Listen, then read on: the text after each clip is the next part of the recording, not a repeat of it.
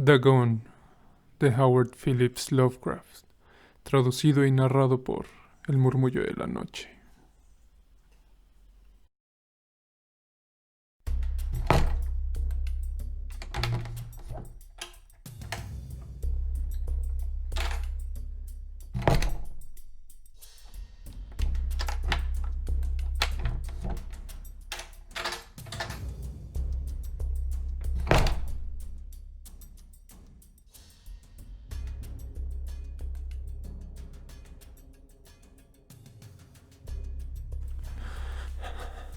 Estoy grabando esto bajo una tensión mental considerable, ya que para esta noche no seré más.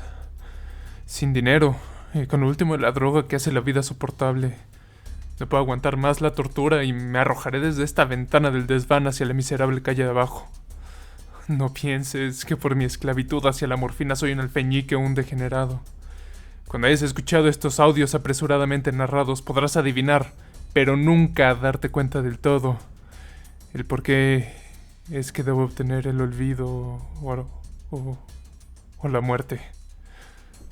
Fue en una de las más abiertas y menos frecuentadas partes del amplio Pacífico, donde el paquebote del cual yo era sobrecargo cayó víctima del corsario alemán.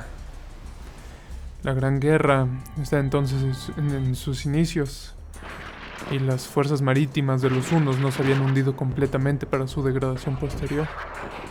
Así que nuestro navío se convirtió en un verdadero premio, mientras que nosotros, de la tripulación, fuimos tratados con toda la ecuanimidad y consideración que se nos debe como prisioneros navales.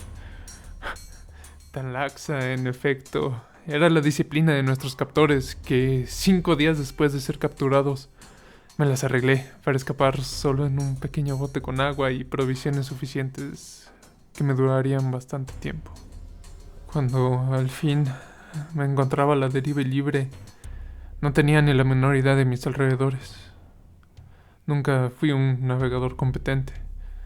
Solamente podía adivinar vagamente por el sol y las estrellas que estaba algo al sur del Ecuador. De la longitud no sabía nada, y ninguna isla o línea costera se podía ver. El clima se mantuvo bueno y por incontables días navegué sin rumbo bajo el sol abrasador, esperando algún barco que pasara o ser arrojado en las costas de alguna tierra habitable. Pero ni barco ni tierra aparecieron, y empecé a desesperarme en mi soledad sobre la inmensidad repleta de azul ininterrumpido.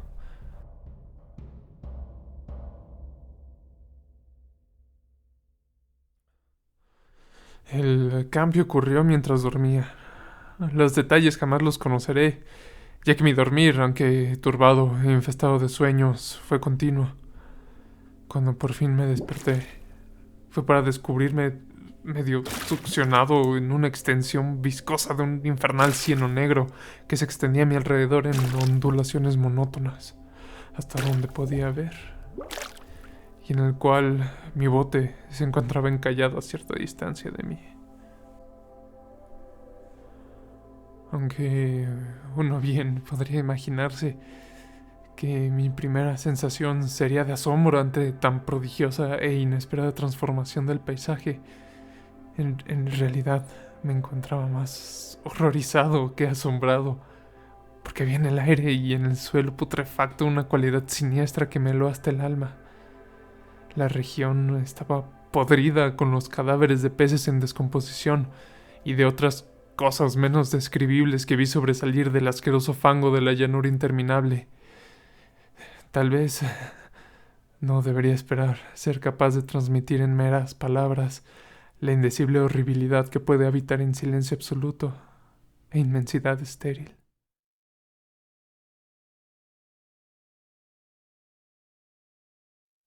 No escuchaba nada, y nada se podía ver excepto un vasto alcance de limo negro. Sin embargo, la misma plenitud de la quietud y la homogeneidad del paisaje me oprimía con un miedo nauseabundo.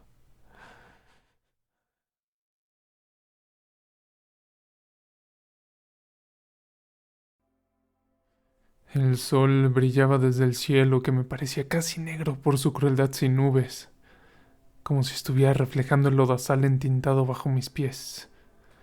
Mientras me arrastraba hacia el bote varado, me di cuenta de que solamente una teoría podría explicar mi situación.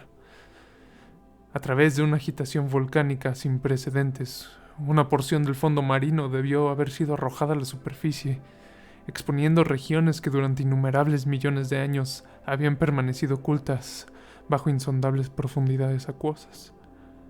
Tan vasta era la extensión de la nueva tierra que se había levantado debajo de mí, que no pude detectar el más leve ruido del océano agitado, sin importar cuánto agudizara mi audición. Tampoco había aves marinas para alimentarse de las cosas muertas.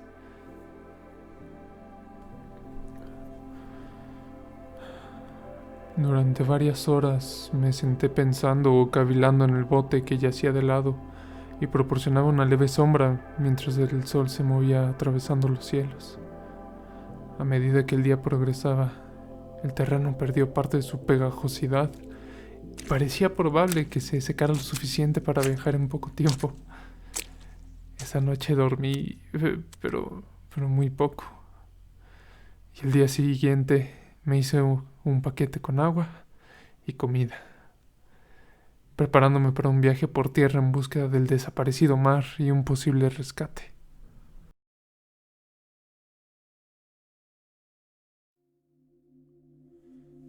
En la tercera mañana encontré el suelo lo suficientemente seco como para caminar con facilidad.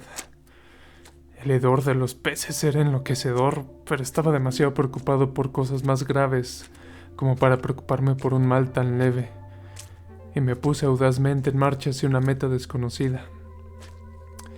Todo el día anduve firmemente hacia el oeste, guiado por un montículo lejano que se elevaba por encima de cualquier otra elevación en el desierto ondulado.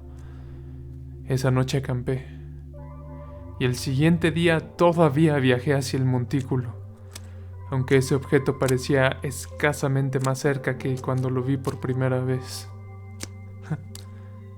Para el cuarto atardecer, llegué a la base del montículo, que resultó ser mucho más alto de lo que aparentaba desde la distancia. Un valle intermedio hacía más pronunciado el relieve en comparación con el resto de la superficie. Demasiado cansado para ascender, dormí a la sombra de la colina.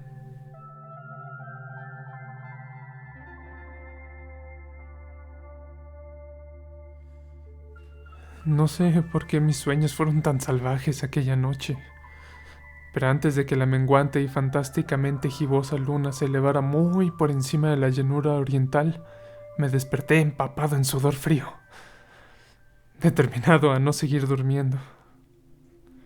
Las visiones que había experimentado eran demasiado para soportarlas de nuevo, y en el resplandor de la luna vi lo imprudente que había sido viajar de día, sin los destellos del sol abrasador. Mi viaje me habría costado menos energía. De hecho, ahora me sentía lo suficientemente capaz de realizar el ascenso que me había disuadido al atardecer. Recogiendo mi paquete, me dirigí hacia la cima de la eminencia.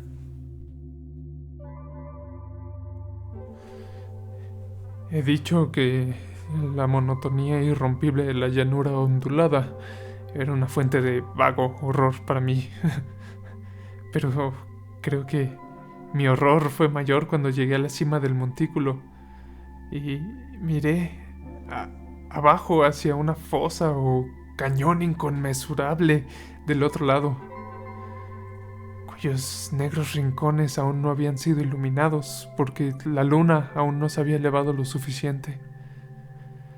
Me sentía en el borde del mundo, mirando por encima de dicho borde a un caos insondable de noche eterna.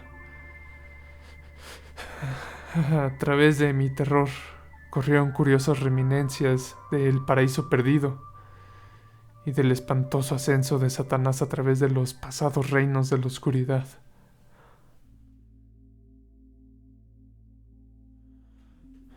Mientras la luna subía más en el cielo, empecé a ver que las pendientes del valle no eran tan perpendiculares como me había imaginado.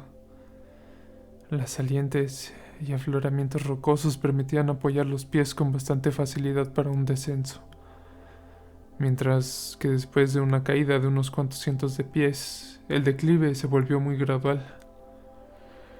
Arrebatado por un impulso que no puedo analizar definitivamente, bajé con dificultad las rocas y me detuve en la ladera menos pronunciada de abajo, mirando hacia las profundidades estigias donde aún no había penetrado la luz. De repente, toda mi atención fue capturada por un vasto y singular objeto en el escarpe opuesto, que se levantaba pronunciadamente a unas 100 yardas enfrente de mí. Un objeto que relucía blanquecino bajo los rayos recién otorgados por la luna ascendente, que era simplemente una gigantesca pieza de piedra, me dije a mí mismo. Pero estaba consciente de una impresión distinta, que su contorno y disposición no correspondían al trabajo de la naturaleza. Una inspección más cercana me llenó de sensaciones que no puedo expresar. A pesar de su enorme magnitud y su posición en un abismo que había bostezado en el fondo del mar desde que el mundo era joven, percibí sin duda alguna que el extraño objeto era un monolito bien formado cuya enorme masa había conocido la mano de obra y quizá la adoración de criaturas vivientes y pensantes. Aturdido y aterrorizado, pero no sin cierta emoción científica o deleite arqueológico, examiné mis alrededores más minuciosamente.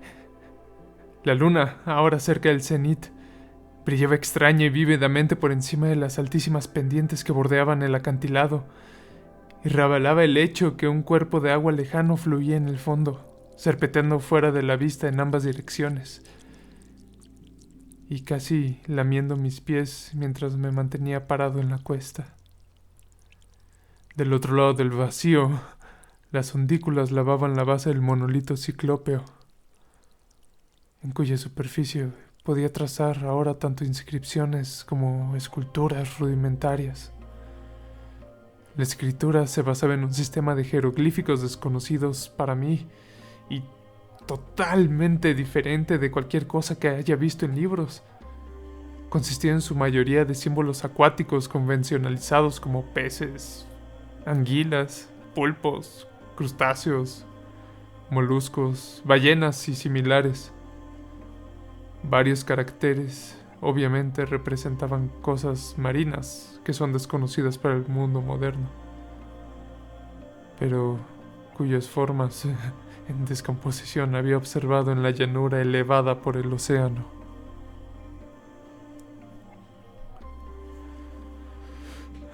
Sin embargo, fueron los tallados pictóricos los que me hechizaron más, claramente visibles a través del agua intermedia debido a su enorme tamaño.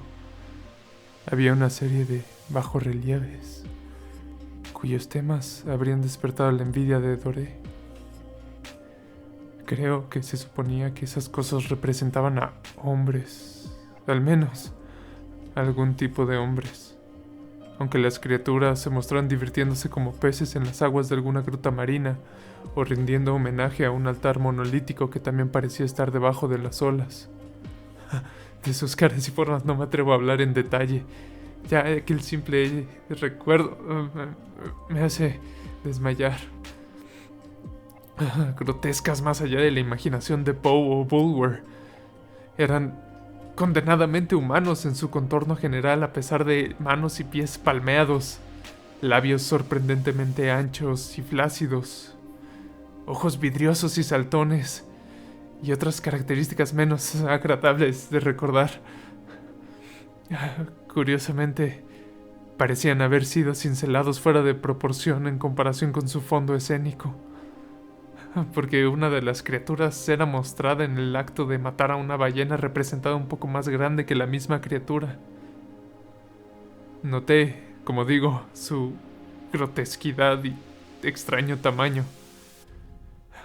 Pero en un momento decidí que se trataba simplemente de los dioses imaginarios de alguna primitiva tribu pesquera o marinera.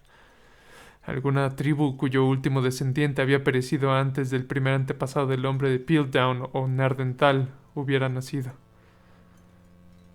Impresionado por este inesperado vistazo a un pasado más allá de la concepción del antropólogo más audaz, me quedé meditando mientras la luna proyectaba extraños reflejos en el silencioso canal que tenía ante mí.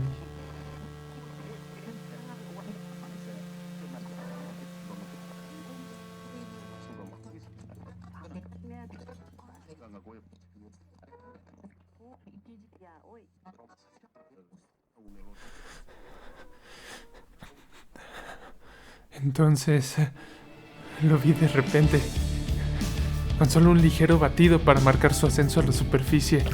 Esa cosa se deslizó a la vista por sobre las aguas oscuras. Vasto, polifemo y repugnante. Se disparó como un estupendo monstruo de pesadillas hacia el monolito, sobre el cual lanzaba sus gigantescos brazos escamosos, mientras inclinaba su espantosa cabeza y soltaba ciertos sonidos mesurados.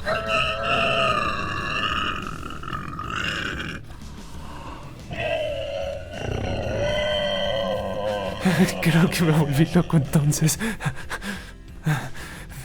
De mi frenético ascenso por la pendiente y el acantilado, y de mi delirante viaje de regreso al bote encallado, recuerdo poco. Creo que canté muchísimo y me reí extrañamente cuando no podía cantar. Tengo recuerdos confusos de una gran tormenta poco tiempo después de que alcancé el bote. En cualquier caso, sé que escuché truenos y otros tonos que la naturaleza solamente pronuncia en sus estados de ánimo más salvajes.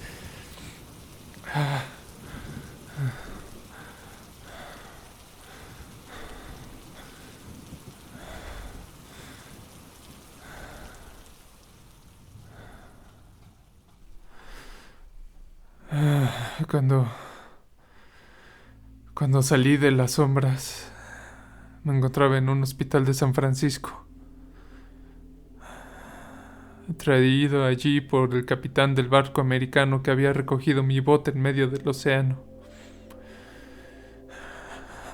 En mi delirio había dicho mucho, pero descubrí que a mis palabras se les había prestado poca atención. De cualquier agitación terrestre en el Pacífico, mis rescatadores no sabían nada. Ni consideré necesario insistir en algo que sabía que no podrían creer. Una vez busqué a un célebre etnólogo y lo entretuve con preguntas peculiares sobre la antigua leyenda filistea de Dagón, el dios pez. Pero pronto me di cuenta de que él era irremediablemente convencional. No insistí en mis preguntas.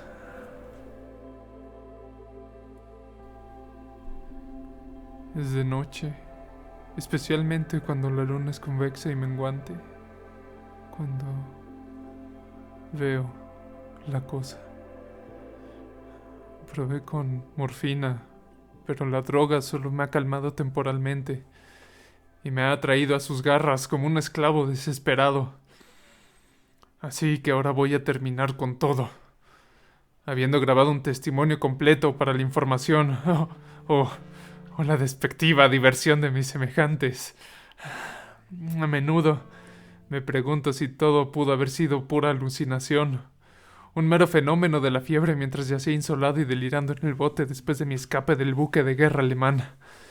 Esto me pregunto, pero siempre se me presenta una visión horriblemente vívida en respuesta. No puedo pensar en las profundidades del mar sin estremecerme ante las cosas sin nombre que en este mismo momento pueden estar arrastrándose y pataleando en su lecho fangoso, adorando a sus antiguos ídolos de piedra y tallando sus propias y detestables semejanzas en obeliscos submarinos de granito empapado de agua. Sueño con el día en que se puedan elevar por encima de las olas para arrastrar con sus garras hediondas los restos de la débil y exhaustada humanidad en guerra. De un día cuando la tierra se hunda y el oscuro fondo marino ascendiera en medio de un pandemonio universal. El final está cerca. Oigo un ruido en la puerta, como el de un inmenso cuerpo resbaladizo chocando con ella. No me encontrará. Dios, esa mano. La ventana.